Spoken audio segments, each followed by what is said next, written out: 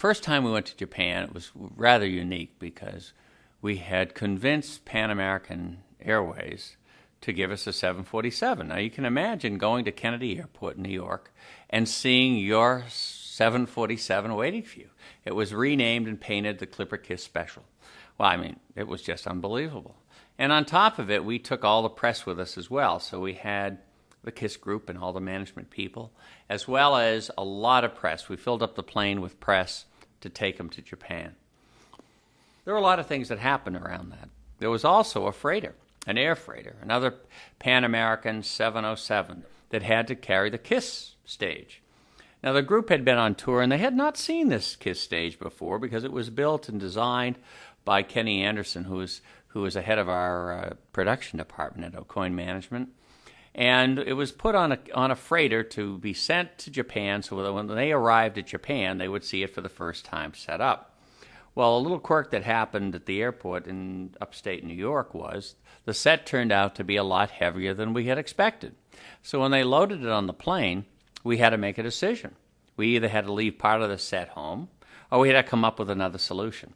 Well, fortunately, the two pilots who flew it to Tokyo decided that they would fly the plane unpressurized and have to wear oxygen masks all the way to Tokyo so that the weight of the plane could handle the KISS set. Tokyo was kind of unique, unusual, obviously a completely different culture, but we had lots of fans there. There were hundreds and hundreds and hundreds of fans at the airport. And we didn't realize that we were going to have a little problem at the airport. We actually put all our makeup on, on the plane, on the KISS, the Clipper Kiss Special. And when we arrived, they walked out of the 747, and there was a wall of photographers from floor to ceiling. They had put up ladders and chairs and everything, and you just couldn't even get by them. And as we finally got by the photographers, the customs people came to us and said, who are these people? We said, well, with a KISS. Well, no. This doesn't look like what they look on their passport. And, of course, we then had to go into a room and take off their makeup, which was really a hard job after just putting it back on again. And then they had to put it on once more to leave the terminal where there were thousands of kids waiting for them outside. KISS's Budokan concert was very successful, thousands and thousands of fans, and it was the first time that they were ever broadcast nationally by doing a television special directly from the Budokan. Here's an interesting story, kind of unusual. I left New York to go out on tour with the guys for a few days, and I arrived in a city. I can't tell you which city it was because there were so many cities we were always in, but I come from the airport, and I finally arrive backstage at the arena, and I see someone running into the arena as I arrive. I'm saying, oh, something's up. It's almost as though he was tipping them off that I was coming. And so I go to the arena door, and I walk in, and everyone's a little quiet. I still don't know what's happening. I'm walking backstage, and on the side of the stage, I hear this vocal group, but it's led by a woman, not by the guys. But I hear this backup group. I turn the corner, and who's there but Gracie Slick singing with four backup people that I didn't recognize at first. But, of course, who were they? They were KISS and Drag. Yes, Paul Stanley went out and bought dresses for each one of the guys, and they decided they were going to be the backup group for Gracie Slick. Well, Gracie was on the tour because she was going out with our lighting director, who she eventually married. But this was quite a day. And I walked in, and there they were, four KISS members in full drag, backing up Gracie Slick, singing me a song and serenading me as I walked into the arena. That didn't last long. They started racing after me. I think they had an extra dress, but I wasn't sure. Ace Frehley. Ace Frehley is truly an original. Sweetheart, probably would take the shirt off his back for you. A kidder and an all-around fun guy to be around. Ace, I'll tell you one story that Ace played on Gene and Paul. I think it was in Kansas City. I'm not quite sure, but in any case, I get a call from Gene and Paul on the road, and I'm in New York, and they tell me that Ace had been drinking, and he's just so out of his mind that he won't be able to do the show that night, and they're very upset. Oh, my, what are we going to do about the fans, the promoter, the this, the that? You're going to have to come right out. So I go to the airport, I get on a plane, I arrive, and Gene and Paul are waiting for me, and they're telling me these horror stories about Ace. Oh, my goodness, we had to carry him into the hotel. He won't be able to stand up. Never mind about playing the show. We'll never do it. I said, okay, let me go and see what's happening. And I asked the road manager where he was. He's up in his room. Okay. So I go up to the room. I knock on the door. I say, Acifer. I always used to call him Acifer. And he said, oh, Bill, come on in. So I go in, and Ace is sitting at a table, reading a book, having a beer. Now, I know something's wrong, because if he's really out of his mind, he'd be laying down out of it someplace. So I say, hi, Ace, what's happening?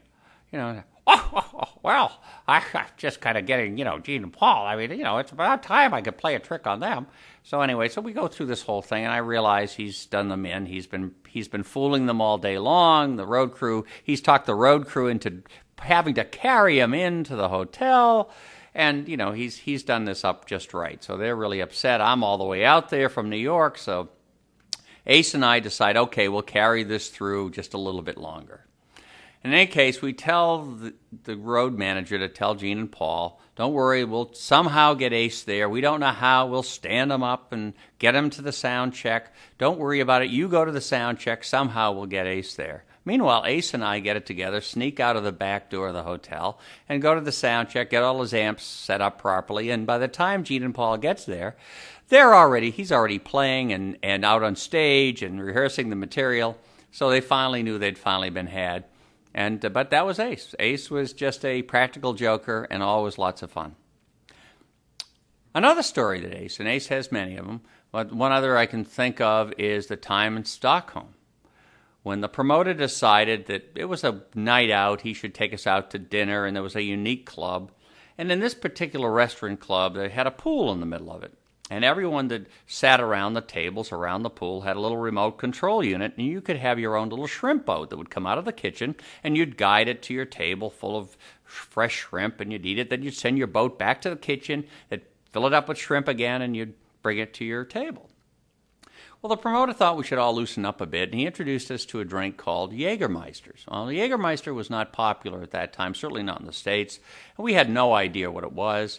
Oh, the promoter did. He thought it would loosen everyone up and everyone would have a great time. Well, it certainly did loosen us up. By the time we finished, Ace was walking around the pool, picking up the radio control boats and hand-delivering the shrimp to everyone's table. Well, the owner of the club was a little crazy. He thought Ace would be falling through the pool, which was made of fiberglass and about 3 feet off the ground. So he saw Ace and his feet going through the bottom of the pool and wrecking his pool. But we finally got Ace out of the pool and back to the hotel, and we had one raucous night. Let's see if we can think of one more Ace story I can tell you. Oh, yes, there's one when I was heading up to Ace's house in Connecticut. And Ace had just finished this underground studio, and we would do demos there of new songs and so forth. We called it Ace's Bunker. And we'd go down up to Ace. You never really quite knew what was going to happen. And one day I'm driving up, going down Ace's driveway, and I get buzzed by a helicopter. It was a pretty good-sized helicopter. I mean, it really shook me up because I didn't quite understand what was happening. And Ace used to have these radio-control helicopters. And you'd come down his driveway, and he'd hide behind the house or in a bush someplace, and he would buzz your car as you came down his driveway. Well, you never knew what you were going to have when you met Ace or when you were at his house, but it was always fun.